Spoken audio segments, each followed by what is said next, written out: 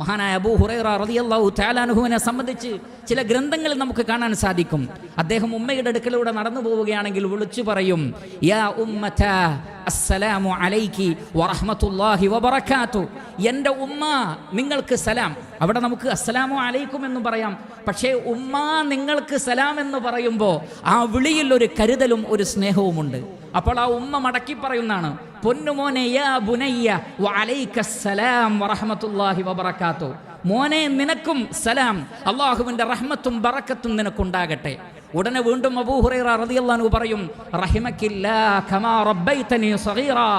ചെറിയ പ്രായത്തിൽ എന്നെ പോറ്റി വളർത്തിയ ഉമ്മ, നിങ്ങൾക്ക് അള്ളാഹുവിൻ്റെ റഹ്മത്ത് ഉണ്ടാവട്ടെ എന്ന് ഉമ്മ കേൾക്കെ ഉമ്മാക്ക് വേണ്ടി പ്രാർത്ഥിക്കും. അപ്പോൾ ആ ഉമ്മ പറയും, റഹിമക്കല്ലാ യാ ബുനൈ, പൊന്നുമോനെ നിനക്കും അല്ലാഹു റഹ്മത്ത് നൽകട്ടെ. കമാ ബറർതനി കബീറ, ഈ പ്രായത്തിലും എനിക്ക് നന്മ ചെയ്യുന്ന, എനിക്ക് പുണ്യം ചെയ്യുന്ന പൊന്നുമോനെ നിനക്കും അല്ലാഹുവിൻ്റെ റഹ്മത്ത് ഉണ്ടാകട്ടെ.